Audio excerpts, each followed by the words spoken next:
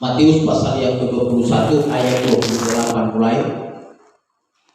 Kita lihat Bapak Saudara sampai ayatnya yang ke-32. Saya akan baca Bapak Ibu. Ini satu perumpamaan kedua orang anak. Demikian firman Tuhan. Tetapi apakah pendapatmu tentang ini? Seorang mempunyai dua anak laki-laki. Ia pergi kepada anak yang sulung dan berkata, "Anakku, pergi dan bekerjalah hari ini dalam kebun anggur." Jawab anak itu, "Baik Bapak." Tetapi ia tidak pergi. Lalu orang itu pergi kepada anak yang kedua dan berkata demikian juga. Dan anak itu menjawab, "Aku tidak mau." Tetapi kemudian ia menyesal lalu pergi juga. Siapakah di antara kedua orang itu yang melakukan kehendak ayahnya? Jawab mereka, "Yang terakhir." Kata Yesus kepada mereka, "Aku berkata kepadamu, sesungguhnya pemungut cukai dan perempuan-perempuan sundal akan mendahului kamu masuk ke dalam kerajaan Allah." Ayat terakhir 32. Sebab Yohanes datang untuk menunjukkan jalan kebenaran kepadamu dan kamu tidak percaya kepadanya, tetapi pemungut cukai dan perempuan-perempuan sundal percaya kepadanya, dan meskipun kamu melihatnya tetapi kemudian kamu tidak menyesal dan kamu tidak juga percaya kepadanya. Bapak Ibu, saya akan beri tema judul firman Allah. Allah tidak pernah memberi perbedaan kepada umatnya. Sekali lagi, Allah tidak pernah memberi perbedaan kepada umatnya. Ada perumpamaan, ini adalah perumpamaan Bapak Ibu Saudara, perumpamaan yang melambangkan dua jenis manusia, yaitu mereka yang perkataannya lebih baik daripada kelakuannya, itu yang pertama, dan dilambangkan oleh anak pertama. Dan satu lagi adalah mereka yang kelakuannya lebih daripada apa yang mereka katakan, digambarkan oleh anak yang kedua. Keduanya memiliki seorang ayah yang sama. Dari awal saudara, keduanya memiliki ayah yang sama, yang melambangkan bahwa anak adalah bapa bagi segenap umatnya. Kita memiliki bapa yang sama. Nah, Bapak Ibu Saudara, kita melihat di sini ada dua perilaku manusia yang berbeda.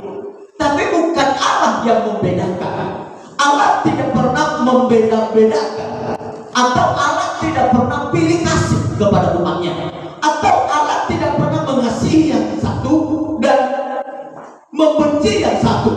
Kita melihat di sini Bapak Ibu Saudara dari ayat yang kita baca bahwa keduanya, bapak ini memiliki anak laki-laki dua orang. Tapi kita melihat bahwa dia menyuruh ke kebun anggur. Yang pertama, anak yang pertama dia suruh anak yang pertama ke kebun anggur, "Pergi anakku, bekerjalah di kebun anggur." Lalu anak yang pertama berkata, "Baik Bapak." Tapi kemudian dia tidak pergi. Lalu bapak ini dia pergi kepada anak yang kedua. Lalu bapak ini berkata dengan hal yang sama, bahwa "Anakku, pergilah, bekerjalah ke kebun anggur." Lalu anak yang kedua berkata, "Aku tidak mau."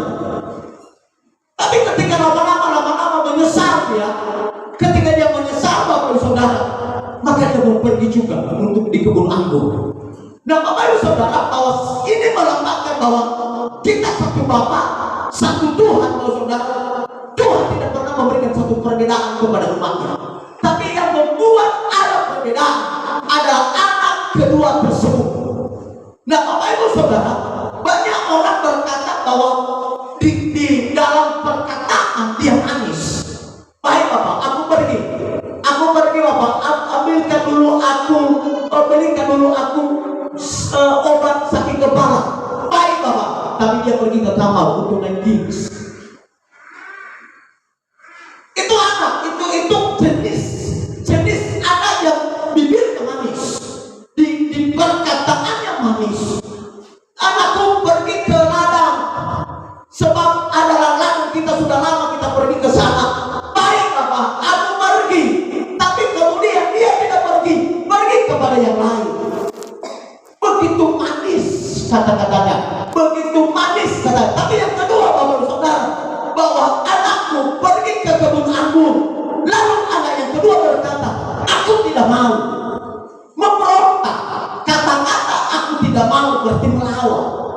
Kata-kata aku tidak mau berarti dia tidak mau memberontak kepada ayahnya.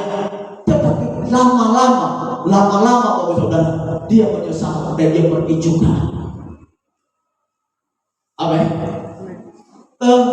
Bapak Saudara, ini satu perumpamaan dan ini jenis manusia. Kedua jenis manusia ini Bapak Saudara, Bapak Ibu Saudara, orang yang perkataannya manis-manis belum tentu menjadi sahabat kita Bapak Ibu.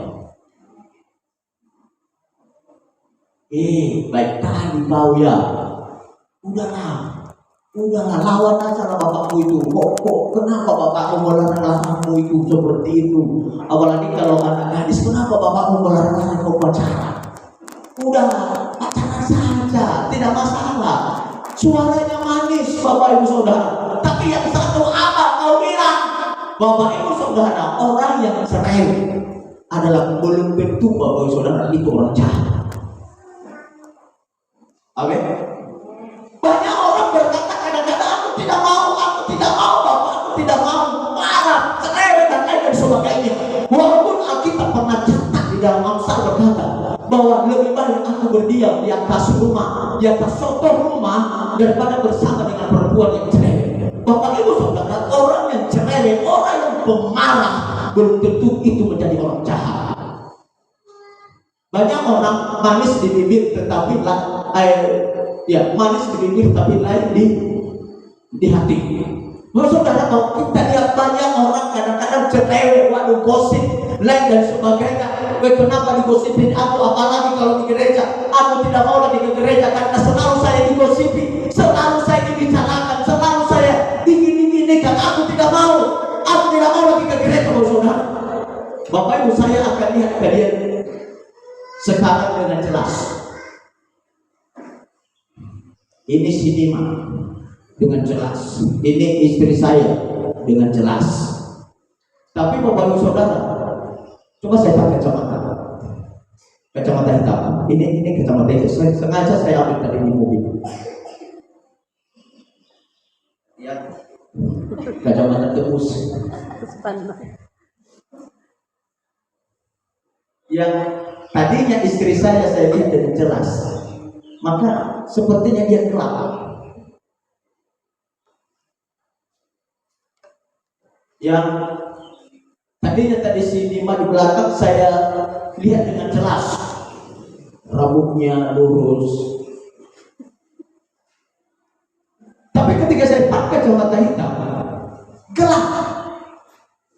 Bapak Ibu, kita melihat wajah orang, saya melihat wajah orang karena saya pakai kacamata hitam, gelap. Bapak Ibu Saudara, banyak kita mempersalahkan orang lain.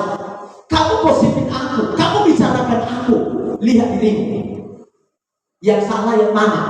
Orang lain atau dirimu? Amin. Saya lihat kalian ketika saya tidak pakai kacamata, maka saya lihat kalian dengan jelas. Tapi ketika saya pakai kacamata hitam, maka saya lihat kalian bahwa tidak jelas.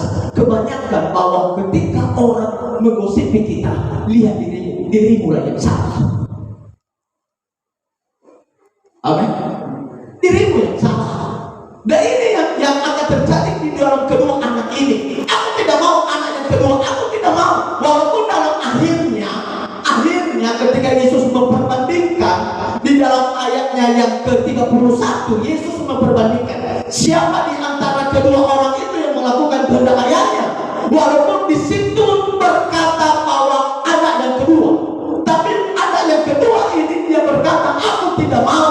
Dia pemarah, temperamennya pemarah, sifatnya adalah cerewet. Tapi akhirnya Bapak Ibu Saudara, bahwa dia menyesal dan dia melakukan pekerjaan bapaknya. Amin. Dua hal, ya Bapak Saudara, dua hal. Ada perilaku mereka yang sungguh berbeda. Yang pertama adalah seorang dari anak itu berkelakuan baik, lebih baik dari perkataannya. Perkataannya baik, sopan dan lain dan sebagainya. Menghargai orang, geng, ya, opo iki, geng, tapi dalam hatinya aku akan mematikan. Banyak manusia yang terjadi seperti itu Bapak Saudara. Ayat ke-29 itu, ya Bapak, baik Bapak. Oh, dia menjawab dengan sopan, dia menjawab dengan baik Bapak Saudara. Tetapi Bapak Ibu Saudara kita melihat berbuat baik dari apa yang dijanjikannya. Jawabannya memang buruk, tetapi perilakunya baik di dalam ayat yang kedua.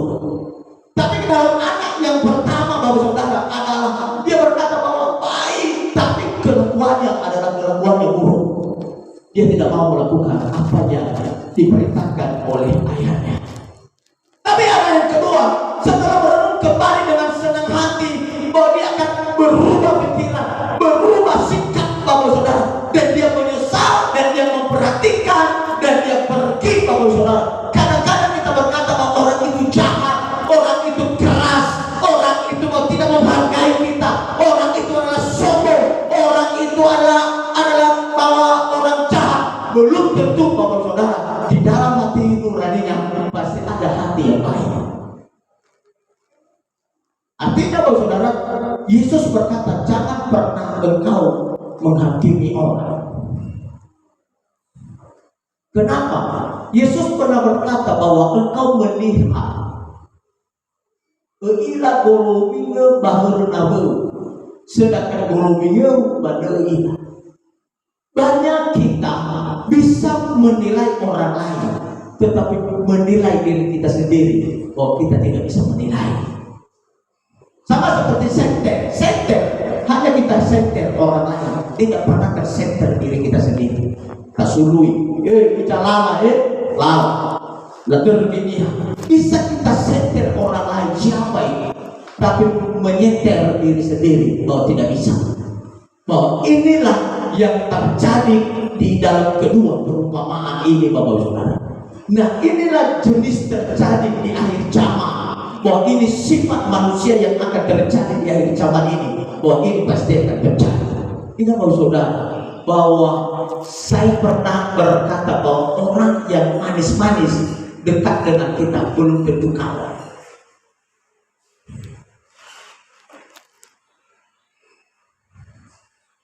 Orang berilmu berkata begini, lebih gampang menghadapi musuh daripada menghadapi kawan. Itu orang berilmu. Kenapa begini? Ketika kita sudah mengetahui dia musuh, maka kita hati-hati. Itu adalah musuh. Tapi kalau kawan, Bapak Saudara, sulit kita bisa menilai.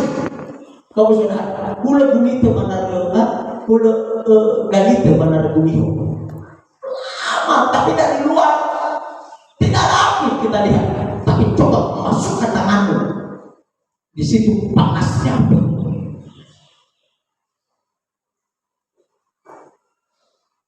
Banyak orang bahwa kalau saya dikritik, kalau saya diprotes, seakan-akan itu musuh. Bukan. Orang yang kritik, orang yang protes, itu bukan musuh, tapi itu adalah sedang memperbaiki diri kita. Jangan alergi dengan kritikan, jangan alergi dengan protes Bapak Saudara, jangan alergi dengan apapun Bapak Saudara. Saya mengkritikmu karena aku kasihan dan saya mengasihimu. Kita lakukan, dan ini harus kita teliti dalam setiap diri kita. Amin. Dua hal ini. Misalnya membuat modal untuk tua. Ayah na fogo mai. Lawak mama. Pasado. Padahal apa depan? Bakaman manusia ya faham ya faham citi-citi. Faham HP. Mereka balong tua. Ayah alai kamu lagi. Ayah na fogo mai. Imannya sisa besar lemah itu. Hanya di nomor. Tetapi akhirnya dia sadar, akhirnya dia menyesal, dia pergi juga. Aku mau ambillah, itu orang tuaku, Bapak Saudara. Padahal Bapak Saudara, perbuatan mereka itulah yang membuat perbedaan. Sehingga orang tua lebih mengasihi orang yang menuruti perkataannya daripada anak yang tidak menuruti perkataannya. Pastinya seturuti perkataannya. Ayah diketahui mama di HP ku, HP hadiah baru, HP kamera, lama baru. Kita tahu di mana.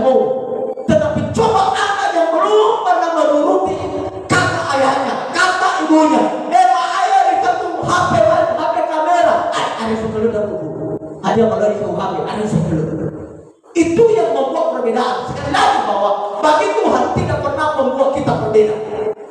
Tidak pernah membuat kita berbeda dan tidak pernah membeda-bedakan. Tetapi yang membedakan hati Tuhan dengan umatnya adalah umat itu sendiri. Amin. Seorang ayah tidak pernah membeda-bedakan anaknya, baik anak pertama, kedua, ketiga, keempat, kelima, kelima, ketujuh, keluar. Kalau suka jawab ngomong saya, Pak, ini salah. Dua. Itu mau saya. Coba yang mau yang mau 10 anak kita, mau 12 anak kita, tidak ada hati kita untuk membeda-bedakan. Semua memiliki hati yang sama. Tapi apa yang membuat membedakan kita dengan mereka? Karena perbuatan mereka sendiri. Amin. So disambut sama yogi orang mama baik yogi jangan hadiah marasel mama ada masih tahu Tuhan mamanya hadiah bandar mama. Itu yang membedakan hati kita kepada anak kita adalah perbuatan mereka sendiri. Yang membedakan hati Tuhan juga perbedaan kasih Tuhan dalam diri kita adalah perbuatan kita sendiri. Semakin kita dekat dengan Tuhan, maka Tuhan semakin mengasihi kita. Dan kalau saya melihat dari mereka ini, Tuhan tidak pernah memberikan perbedaan. Tuhan Bapa ini menyuruh kedua anaknya dalam bekerja yang sama di kebun anggur. Kebun anggur, Bapak Saudara, berbicara tentang pekerjaan Tuhan. Banyak orang tidak suka bekerja dalam ladangnya Tuhan, tapi bekerja di ladang Tuhan, Bapak Saudara, itu adalah menyenangkan hati Tuhan dan mulia. Itu pekerjaan yang mulia. Sampai di sini firman Allah kita